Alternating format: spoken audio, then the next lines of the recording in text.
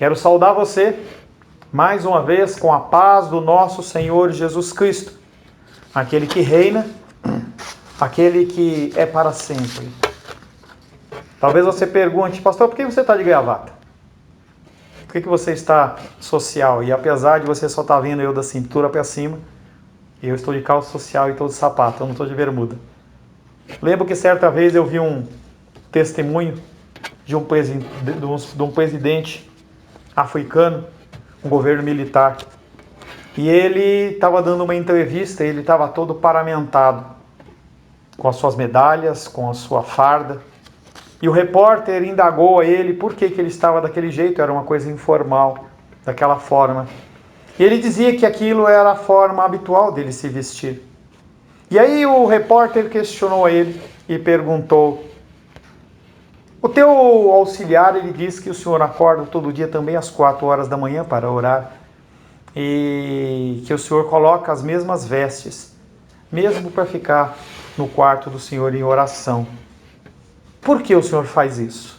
E aquele homem olha para o repórter e fala: se eu me visto assim para autoridades, se eu me visto assim perante os reis e presidentes, por que não faria perante o meu Deus? Apesar de nós estarmos num culto, cada um na sua casa, eu peço a você que você tenha reverência ao culto. Não é para você ficar comendo pipoca, não era para você estar de bermudão e camiseta, mas você tem que entender que o que faz a santidade, o que faz a reverência, não é o local, é o seu estilo de vida.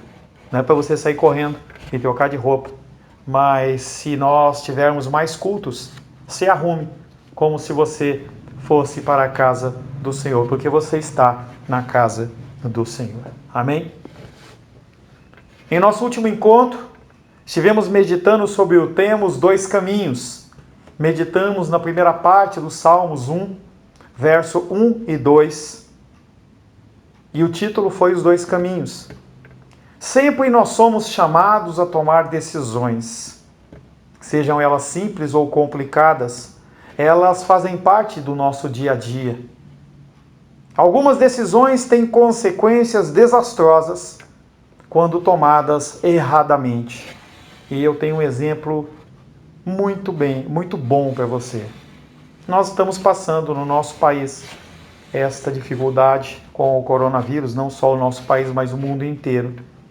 E as opiniões, elas têm se dividido. Nós vemos de um lado pessoas que lutam ferrenhamente pelo isolamento, e uma grande maioria dos países assim o faz. Como também nós vemos de um lado outras pessoas com uma série de argumentos dizendo que não. Nós não temos que entrar num clima de histeria e nós temos que entrar nas nossas atividades normais. Pessoalmente, eu não sei te dizer qual é o certo. Eu e minha casa optamos pelo confinamento. A nossa igreja também optou pelo confinamento. Eu não sei qual é a sua decisão. Eu não sei quem está certo. Mas daqui a alguns dias, talvez uma semana ou duas no máximo, nós tenhamos a resposta em relação a isso. Pode ser que não seja nada. Pode ser que realmente nós chegamos à conclusão que nós ficamos em casa por nada, mas também pode ser algo desastroso. O verso que ficou da semana passada é Salmos 1, verso 1, que diz: bem-aventurado o homem que não anda aconselhado por ímpios, não se detém no caminho dos pecadores, nem se assenta na roda dos escarnecedores. As consequências das nossas decisões erradas podem nos assombrar toda a nossa vida. E muitas vezes não há como voltar atrás, apenas administrar o problema. Mas e no que se refere à salvação, que é a nossa maior preocupação? Será que você e eu teremos oportunidade de nos redimir? Será que você se afastar dos caminhos do Senhor, você terá oportunidade de novamente ou pela primeira vez dizer sim ao Senhor? A resposta é não. Ouvir aos ímpios, caminhar no caminho dos ímpios, se assentar na roda dos ímpios, nos leva ao pecado.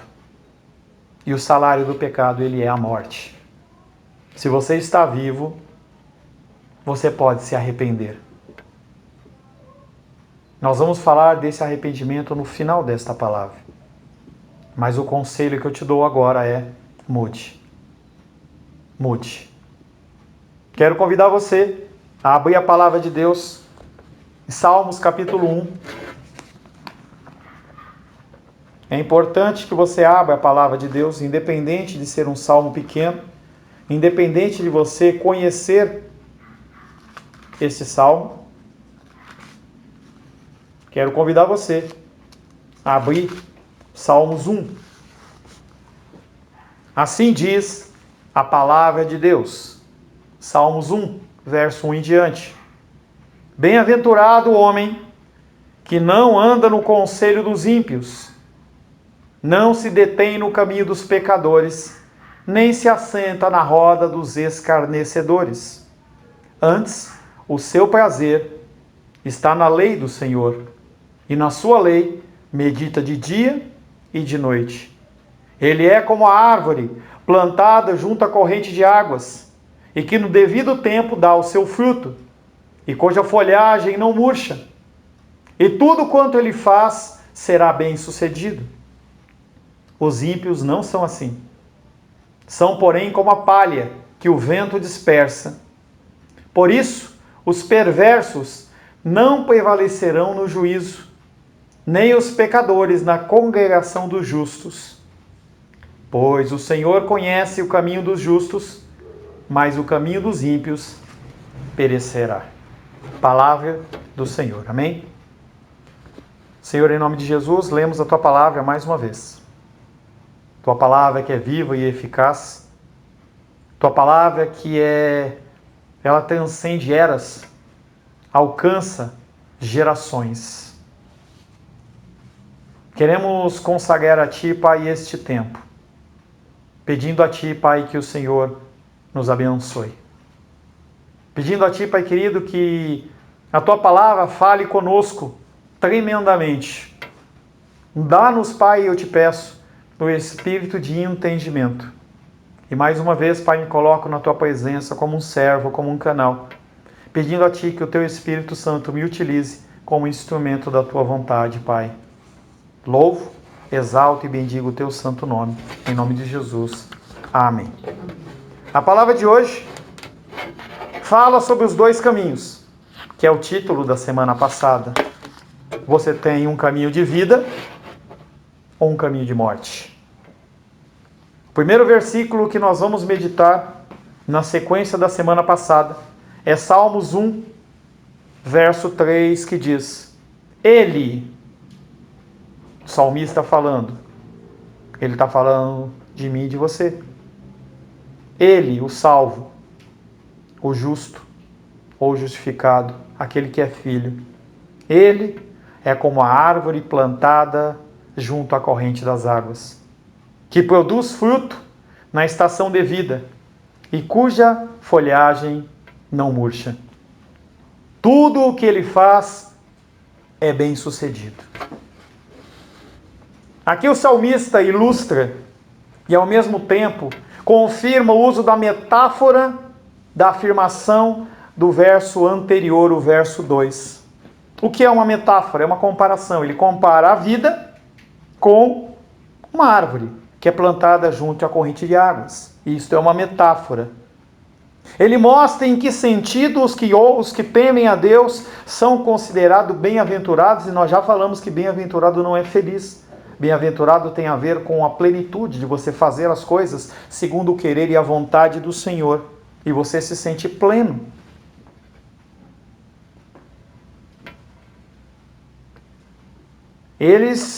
Ou seja, não porque nós não desfrutamos, ele mostra em que sentido os que temem a Deus são considerados bem-aventurados. Não porque desfrutem de uma fé frágil e uma fé alegre e infantil. Você é chamado a ter uma fé madura, uma fé consciente, uma fé que entende o que está sendo falado, as ordenanças que estão sendo comandadas, para que você aplique na sua vida. Você não é chamado a ser uma criança no reino de Deus, Você é chamado para ser um servo, uma pessoa adulta, alguém que toma decisões no reino de Deus. Quando você age assim, quando você age de uma forma infantil, você é encontrado de uma forma frágil. Não é isso que se espera de você. O que se espera de você é que você apresente uma condição saudável. Oséias capítulo 6, Oséias capítulo 4, verso 6, parte A do versículo diz: o meu povo, os salvos, os filhos, aqueles que fazem parte da minha família, está sendo destruído porque falta o conhecimento. Você não tem lido a palavra de Deus. Talvez a palavra de Deus tenha sido relegada para você ao culto de domingo ou à escola bíblica dominical, ou uma leitura simples na sua casa. É esperado mais de você. Enquanto você não se posiciona, o que acontece é que você é falho e frágil no seu conhecimento. Há nas palavras do salmista um contraste entre o vigor de uma árvore plantada num sítio bem regado e a aparência decaída de uma árvore que, embora pareça frondosa por algum tempo, no entanto logo murcha. E é comparada esta árvore, plantada num lugar em que há correntes de águas, em que ela é irrigada, a raiz ela capta os nutrientes e leva para a árvore, e uma outra que aparentemente ela é bonita, mas que ela não se alimenta.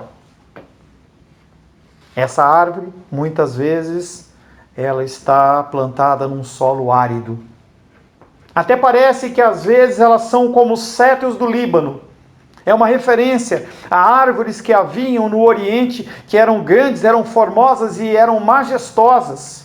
Salmos 37, verso 35, fala: vi o ímpio, o salmista dizendo, eu vi o ímpio, prepotente, orgulhoso, a expandir-se a igual a um cedro do Líbano. Aquele salmista olhava para a figura daquele homem que parecia uma árvore frondosa, mas na verdade ele era fraco.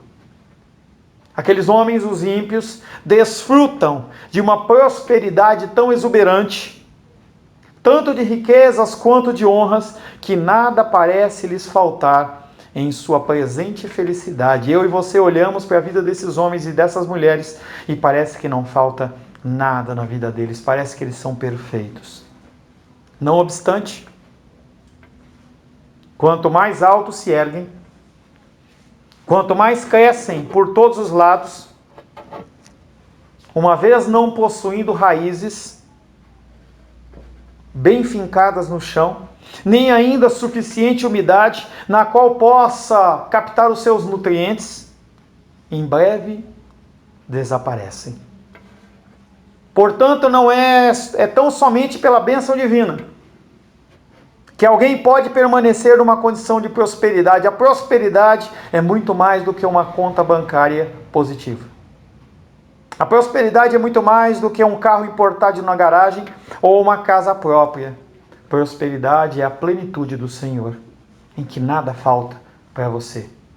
Falo especialmente para os minhas ovelhinhas que vivem de uma forma autônoma, vendendo rosas. Eu sei que para você está sendo difícil esse tempo. Eu sei que, em especial, no coração dos provedores, a ansiedade e a angústia muitas vezes quer tomar conta. Mas o Senhor, Ele garante que nada vai faltar. Em momentos extremos do povo de Israel no deserto, Ele nunca permitiu que faltasse. Pode ser que você passe por aperto, mas não vai faltar aonde você morar, não vai faltar o transporte, não vai faltar o alimento na sua mesa. Creia apenas.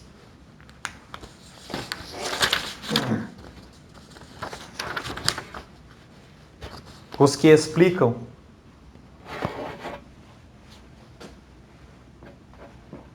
a figura dos fiéis produzindo seu fruto na estação, conforme nós lemos, a partir do discernimento humano.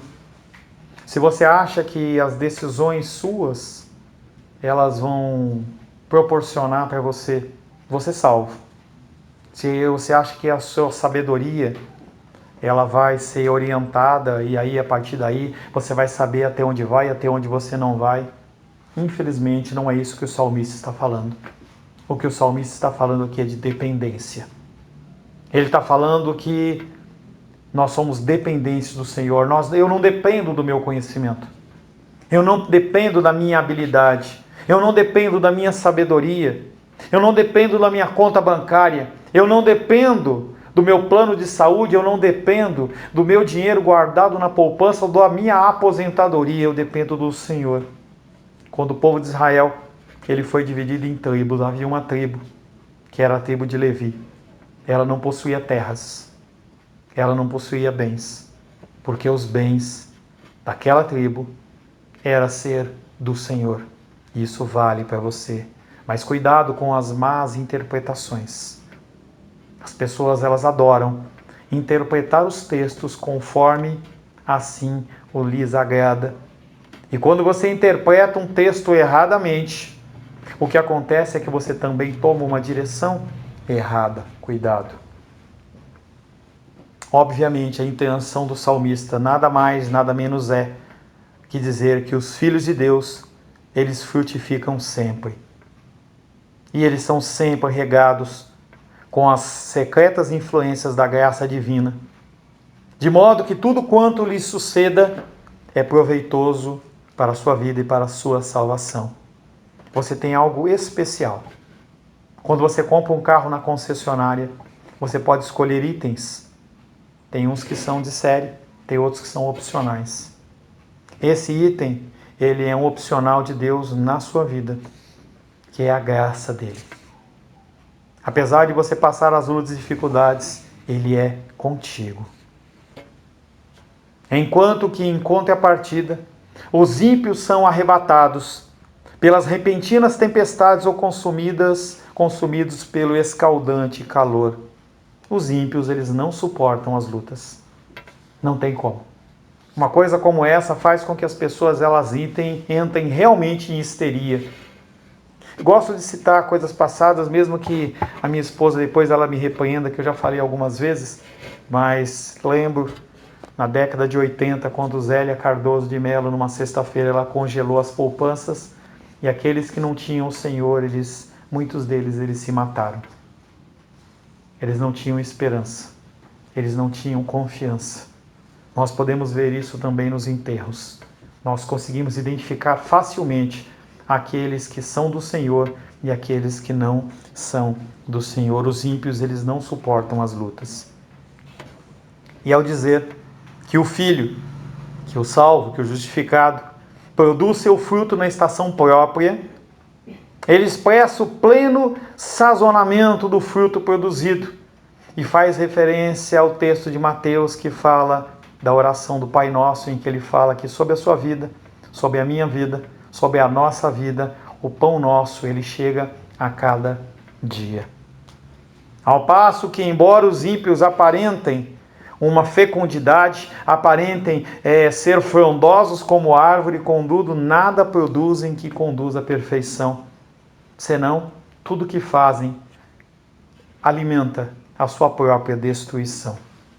Salmos 1, verso 4, diz assim: diferente é a sorte dos ímpios, eles são como a palha que o vento dispersa.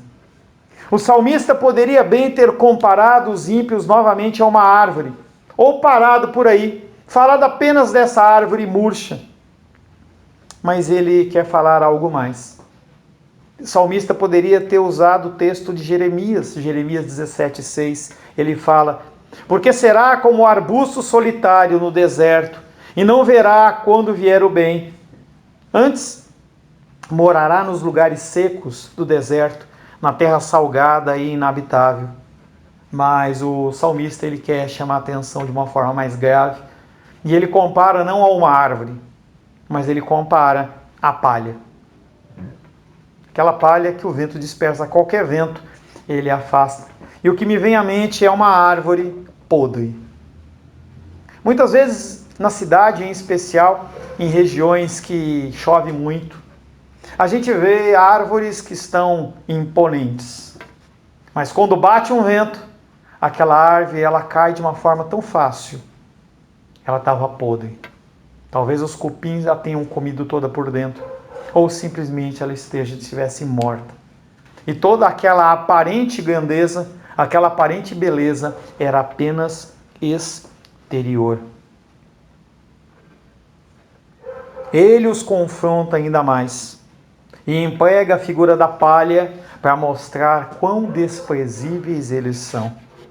E a razão é porque ele não mantém seus olhos postos na condição da prosperidade, da qual se vangloriam por um curto tempo, mas a sua mente pondera seriamente na destruição que os aguarda e que finalmente os surpreenderá. A mente do ímpio ela funciona de uma maneira diferente da sua. A mente do ímpio é uma mente que olha para o agora. Ele não consegue olhar mais para frente, ele não consegue ver que as suas decisões estão levando ele para a destruição e eles continuam caminhando dentro da mesma caminhada. O significado do verso 4, na verdade, embora os ímpios vivam no momento próspero, todavia são paulatinamente se transformando em palha, pois quando o Senhor os derrubar, ele os lançará de um lado para o outro com a sua fulminante ira.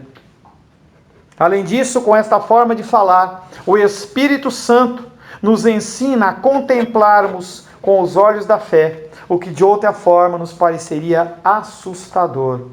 Quando você se depara com uma situação difícil, como essa de você ficar em casa, com essa situação de você não conseguir receber recursos porque você é um autônomo, se você não olhar pelos olhos da fé, você vai ficar assustado. Ainda que o ímpio se eleve e surja de forma espantosa, à semelhança de uma árvore imponente, que nós possamos descansar, certos que ele será como a palha que o vento dispersa. Deus vai soprá-lo, Deus vai fazer com que ele deixe de aparecer, ele não vai existir mais. E no momento em que toda essa luta passar, toda essa dificuldade passar, você vai poder olhar para trás e ver a provisão do Senhor na sua vida. Amém. Salmos capítulo 1, versos 5 e 6, são os dois últimos versículos desse salmo, diz o seguinte: por isso, os ímpios não prevalecerão no juízo, e o salmista agora não olha mais no temporal, ele vai lá no dia do julgamento do Senhor. Por isso, os ímpios não prevalecerão no juízo, nem os pecadores na assembleia dos justos. Pois o Senhor conhece o caminho dos justos, mas o caminho dos ímpios ele perecerá. Nesse quinto versículo, o profeta ensina que uma vida abençoada depende de uma sã consciência, mudança de mente. E aí eu mais uma vez uso um exemplo doméstico para relatar o que é. Se você é uma pessoa que cuida da sua saúde na parte alimentícia, e eu tenho aprendido isso com a minha esposa, e você se detém a um dia comer bem e nos outros 6 dias você come mal, você está perdendo seu tempo. Ou você entende e muda o seu comportamento, ou não vai adiantar nada. Não adianta nada você correr para a academia numa época pré-verão e você ficar legal, sarado, e quando chegar em janeiro você parar tudo e aí tudo decair e o seu corpo, o seu organismo, ele padecer. Não adianta nada. Da mesma maneira, não adianta você ir para a igreja se não mudar o seu comportamento, se você não mudar a sua mente. Não é de admirar que o ímpio de repente se veja sem aquela felicidade que julgava possuir, porque em algum momento ele vai se deparar com a realidade. O salmista reconhece que os ímpios se deleitam e desfrutam e triunfam durante o reinado de desordem moral do mundo. Nós vemos isso com os nossos olhos. Juntamente com os ladrões que se alegram nos esconderijos enquanto se vêem fora do alcance da justiça. Quando alguém rouba um bem, entra na sua casa, na casa de alguém, roubam um banco, eles chegam em casa com o fruto do seu roubo e eles acham que não vai acontecer nada com eles. Talvez não aconteça. Mas no que tange a salvação, no que tange ao juízo divino, sim, vai ocorrer. O salmista me assegura, o salmista te assegura que as coisas nem sempre correrão bem, em seu presente estado de confusão na vida do ímpio. Em que quando eles forem reduzidos ao seu real estado, essas pessoas se verão inteiramente privadas dos seus prazeres e perceberão que foram enganadas imaginando ser felizes. A maior tristeza do ser humano é a frustração dele descobrir que ele não era feliz. Pessoas se casam com interesses diversos. E muitas vezes, depois de 1 ano ou menos, eles descobrem que o seu cônjuge não era aquilo que ele esperava e eles se frustram. A figura do casamento é uma figura de 2 pecadores se casando, em que tudo é possível, não se espante. O contraste entre o ímpio e o justo, ele é claro. Em vez de ser como uma árvore viva, o ímpio, ele é tão instável quanto a palha, não tem raiz e não tem fruto. Tais pessoas não serão capazes de manter a sua posição diante do tribunal do Senhor, e nenhum direito terão de estar entre o povo de Deus. A experiência será de exclusão da presença do Senhor. O Senhor vai olhar para eles e dizer: não os conheço. E eles serão lançados no lago de fogo e enxofre por toda a eternidade. Pastor Paulo, por que eles não mudam? Porque o seu coração está endurecido. Eles não se apoiam na rocha. Uma pequena ilustração que eu encontrei na internet para você entender a importância de você estar na rocha. Não é da minha autoria. O título dessa historinha, dessa breve ilustração, chama-se Arrogância a Bordo. O diálogo é um diálogo real que aconteceu por volta de 1951, e esse diálogo ele ocorreu entre um navio americano de guerra e as autoridades canadenses. O comandante do navio americano, ele conseguiu ver uma luz em rota de colisão com o seu navio e ele ordenou: altere seu curso 15 graus para o norte para evitar colisão com a nossa embarcação. Os canadenses responderam: recomendamos que você mude o curso do seu navio 15 graus para o sul. O comandante ficou irado e disse: nós somos um navio militar americano. Repito, mude o seu curso 15 graus para o norte. O canadense calmamente insistiu: mude o seu curso 15 graus para o sul. O comandante daquele navio responde: fique sabendo que o meu navio é um porta-avião e que eu estou acompanhado de destroyers e fragatas. Eu exijo que você mude o seu curso 15 graus para o norte e eu ordeno você que faça isso imediatamente. Calmamente, o canadense respondeu: isso é impossível, pois nós somos um farol. Estamos numa rocha. Depois de uma breve e constrangedor silêncio, o canadense repetiu: recomendamos que você mude o seu curso 15 graus para o sul. Por que aquele comandante ele não conseguia enxergar? Porque ele não estava apoiado, como eu e você, na rocha da palavra.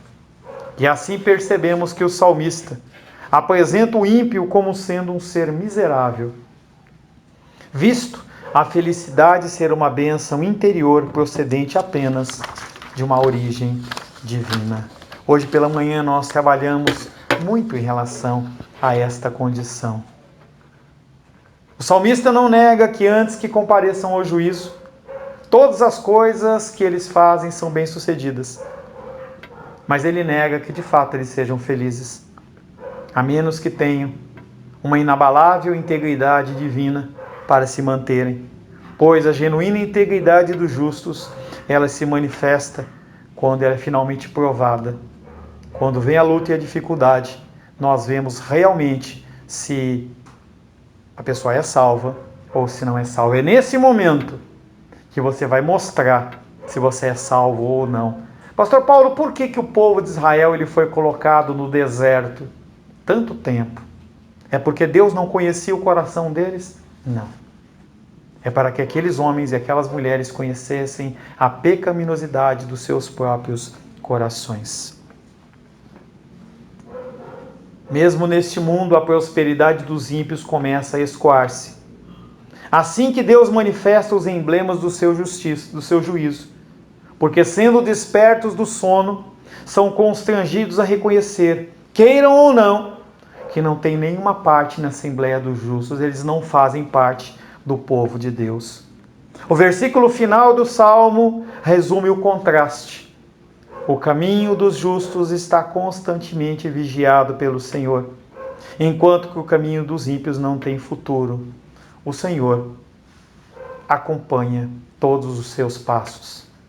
O Senhor está com você até o fim da sua vida. O Senhor, nos momentos que for necessário, Ele te leva no colo. Nos momentos que não for necessário, Ele te segura pela mão. Mas Ele nunca, nunca te abandona. O caminho dos ímpios destina-se a perecer completamente. Essa é a forma que apresenta o desafio de Moisés aos filhos de Israel em Deuteronômio. Abre aí, Deuteronômio capítulo 30, para nós finalizarmos. Deuteronômio, capítulo 30. Nós vamos ler do verso 11 ao 20.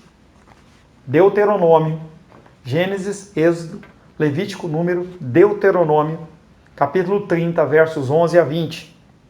Assim diz a palavra de Deus. Porque este mandamento que hoje te condeno não é demasiadamente difícil, nem está longe de ti.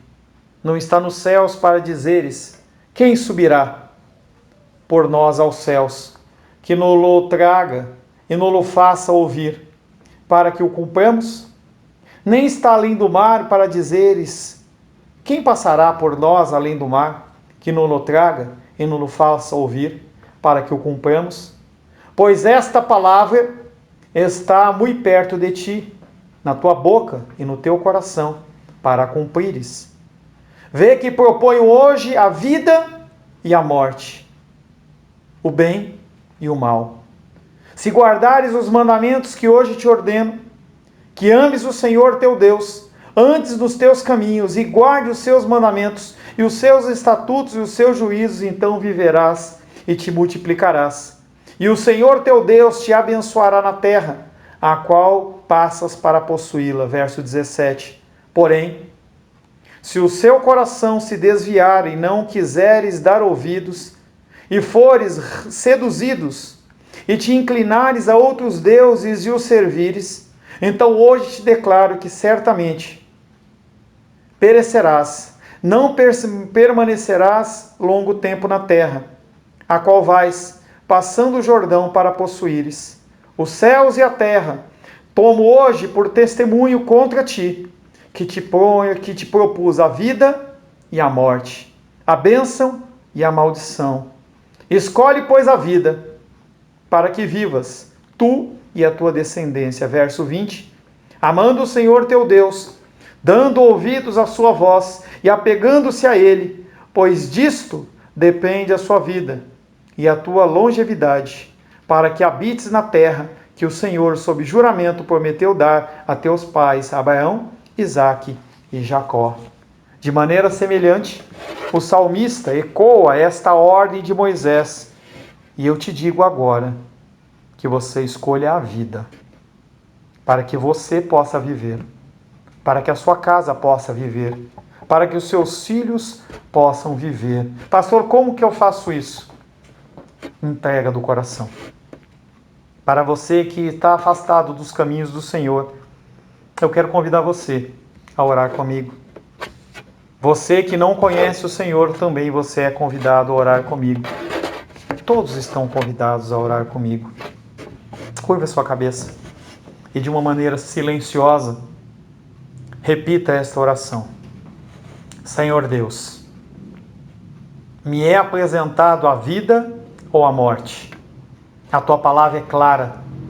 Não há uma terceira opção. Não há a possibilidade de eu fazer uma escolha posterior, porque eu não sei se amanhã eu estarei vivo. A decisão é agora. E eu quero, Pai querido, sim, fazer parte desta família. Sim, Pai, eu quero me arrepender dos meus pecados, quero me arrepender da minha ira, quero me arrepender da minha violência, quero me arrepender, Pai, da minha idolatria, quero me arrepender da minha soberba, do meu orgulho, quero me arrepender, Pai querido, pelo desleixo que eu trato as coisas do Senhor, quero me arrepender por fazer a obra do Senhor relaxadamente, quero me arrepender por não parecer com Cristo. Peço que o Senhor, Pai, renove a minha vida, que o Senhor entre na minha vida, que o Senhor faça a mudança necessária para que eu possa vir a ser encontrado como alguém bendito na Assembleia dos Justos, que eu possa ser como uma árvore plantada junto a ribeiros, que eu possa ser aquele que abençoa vidas e espelha a grandeza do amor do Senhor. Oro em nome de Jesus. Amém. Graças a Deus.